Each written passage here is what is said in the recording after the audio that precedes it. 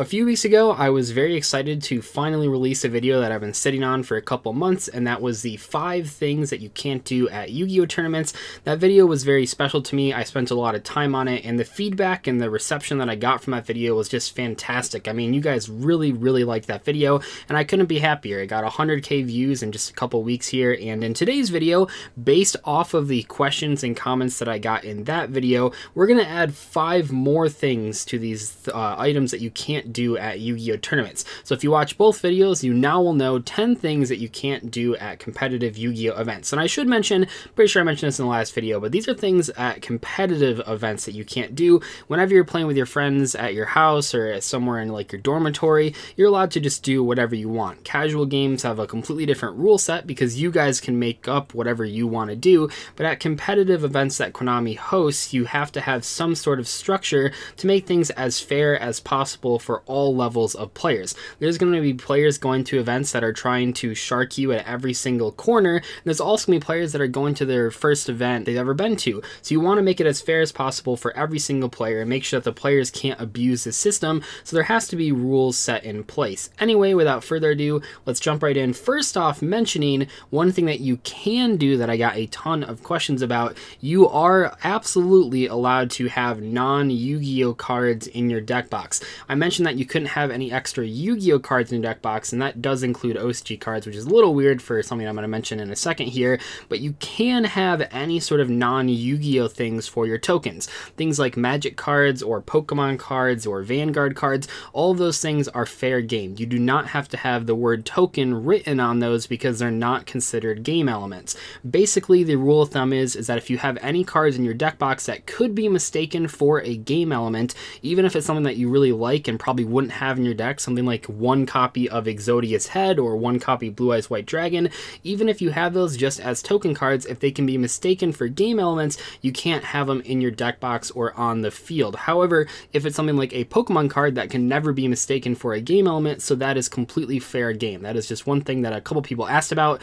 Also, if you have a double deck box, you can't have 2 different decks there. You might just be doing that for storage reasons, but most of the people that are using double deck boxes have their main deck on one side and then their extra and side deck on the other side. It still follows the 1 deck per deck box rule, even though it is a quote-unquote double deck box. It's still just 1 physical item, and if you could use 2 decks in there, you could switch up your deck between rounds, which would not be what Konami wants you to do. Anyway, sort of going off of what I just mentioned, you can't use any OCG cards at TCG events, even if you have the TCG translation. This is something that I should have mentioned when I talked about proxies in the last video, although OCG cards and proxies are a little bit different because proxies are things that you print yourself, where in the case of OCG cards, Konami is printing them, but you can't use OCG cards, and I know that OCG cards tend to be a lot cheaper, especially when they reprint things as secret rares in the TCG, like Pot of Desires, where at the OCG they were just super rares, but you can't use those cards. And I know it seems like Konami is just being greedy, but hear me out, I think that they have good intentions, and the main reason is you have to keep in mind that technically you're not prevented from using clear sleeves at events, which means if the backs of your cards aren't the same, you could tell which card you were drawing, and if you look at the back of OCG cards, they have the Yu-Gi-Oh! Logo in Japanese, so you'll be able to tell which you were going to draw next and potentially stack your deck. But even further than that, even when you use white sleeves of many different brands, you can still see through the back of the card very often. This usually doesn't matter, but if you had some of the best cards in your deck, like Soul Charge and Monster Reborn and things along that nature as OCG cards, you'd be able to tell where they were in the deck. OCG cards, depending on where they're from in the history of Yu-Gi-Oh!, are also often printed with different thicknesses than the regular TCG cards, so you'd be able to feel the difference as well. But just in general, I think the biggest thing to keep in mind is that even if you use white sleeves with your deck, which many players do, you would still be able to occasionally tell which cards were the OCG ones, and that would provide players the opportunity to sort of cheat their opponents out of wins by stacking the best cards to the top of their deck. So OCG cards under no circumstance are allowed in TCG events, even if you have a translation. I know it stinks for players that are trying to get the cheaper alternatives to these expensive cards, but you simply have to find better alternatives in the TCG instead of the expensive versions. For example, like Infinite Impermanence, just play Effect Veiler in the TCG version instead of trying to spend money on an OCG version and then trying to play at a TCG event and then getting a game loss because of it. Just play with budget alternatives to the more expensive cards until you save enough money to actually afford those cards. Another question that I got a lot of was, can you double sleeve cards at TCG events? And the answer is no. There are a lot of complicated reasons. The biggest one that people point to is that you would be able to have another card behind the one that's in the sleeve, especially for extra deck cards, and you'd be able to sort of sneak them out and switch between them. That is something that Konami doesn't want you to do, but also I think this is more of a case, especially compared to the last thing we just talked about, this is more of a case of Konami just saying that you can't double sleeve cards. This definitely will get you game losses at tournaments. You can't even have your extra deck double sleeved. I don't have a ton of great answers for why you can't do this, but in the case of going to tournaments, you can't really argue with why Konami is doing certain things. Maybe you can do that on YouTube videos or after the tournament, but if you're at a tournament, it's really a bad place to sort of make a stand and play with double sleeving, because you'll just get a game loss and no ground will actually be made with making that not the case anymore. So if you have double sleeve cards, you can't do that. I know that the case where this really sucks is when you have expensive OCG sleeves with the cool fancy artwork on them. You can't use those, because if you use them, they're going to make them really dirty and you're going to sort of ruin them. So you want to double sleeve them, but if you double sleeve them, you'll get a game loss. So make sure you leave the double sleeving just to casual games with your friends, and don't do that at actual TCG events. Another one that's kind of quick is that you can't not offer your opponent the final cut. And what I mean by that is that you have to offer your opponent the last cut whenever you shuffle your deck. And if you're going to continue searching, very often your opponents will just say, just keep searching, I don't have to cut in between the searches. But anytime that you're actually finally done searching, or between searches and draws, you have to offer your opponent the final cut. That way that they can know that they're not getting cheated, they're not getting stacked.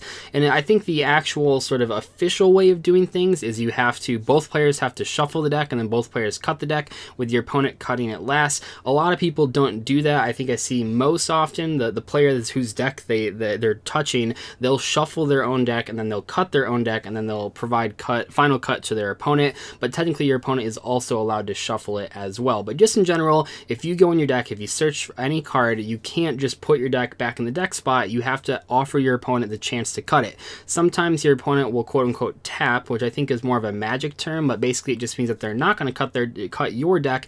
And even if they say that, unless they explicitly say that they're not going to cut your deck for the rest of the duel, you have to continue offering it to them, because they might change their mind later on, and you don't want to get a game loss for not offering them the cut later on in game 3, even if in game 1 they didn't want to cut your deck initially. Next up, I should mention that you are not allowed to take back plays.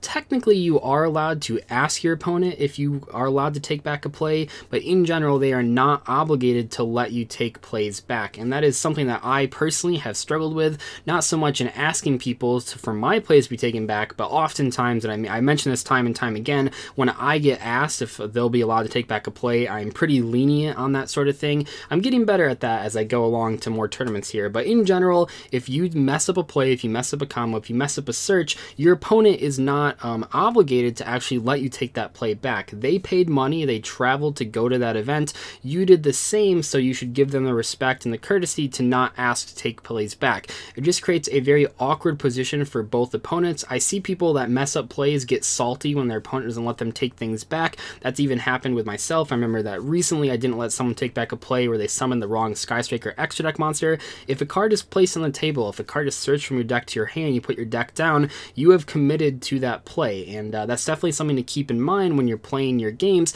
You don't want to play too fast to where you're messing things up, because if you mess something up, your opponent will very likely punish that misplay, and that's all part of the learning experience of competitive Yu-Gi-Oh! And lastly, I want to mention something that I sort of mentioned in the last video at the #1 spot in this video, and that's that you can't show up to an event under the influence of alcohol or drugs or anything of that sort. I mentioned in the last video at the very beginning that I thought that was so obvious that I wasn't even going to put it on the list, but looking at the comments in that video, I mean, I guess I was wrong. A lot of people show up intoxicated to events, a lot of people brag about showing up intoxicated to events, and a lot of people think the ruling is stupid. Well, whether or not you believe it's stupid, and I get it, I understand the appeal of playing Yu-Gi-Oh! And video games and just doing things for fun while you're intoxicated, but whether or not you agree or disagree with what I'm saying, you have to just accept that in the policy documents, it is literally explicitly said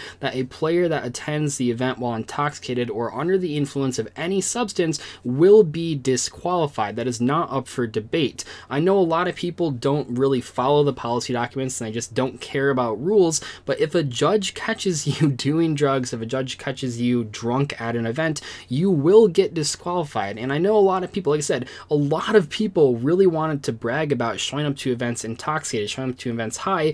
I will give you just a little insight into someone that doesn't do that at events. We all can smell like the weed reeking from your clothes. Like, I know that you think that you hit it with like your body spray in your car after you hotbox, but just in general, like, I walk past so many people at all the events that I go to that are very clearly just part of groups that just did drugs outside and then came back into the building between rounds. We all can smell it. It's just most players don't actually care enough to report it. I don't think in ever really another player has reported someone else for smoking pot in the parking lot. It's just, you have to keep in mind that if a judge catches you, you will be disqualified, potentially even banned for like a little bit. There are plenty of big name players that have actually been disqualified and or banned from events just because they were doing drugs. So whether or not you agree with it, it doesn't really matter. It is in the policy documents and you can't argue it. I know that you think that you can, but no, it's not really as hidden as you think it is. It is quite obvious. It's just that most people don't actually care, especially in the case of if you're drunk at an event. I think that there the issue becomes more so than if you were high at an event. The issue becomes that you might be belligerent and you might just sort of be really rude to a lot of people. That sort of stuff already will get you kicked out of an event. That's also in the policy documents, but especially if you're under the influence of alcohol and that's why you're doing it, you can't really expect to not be disqualified.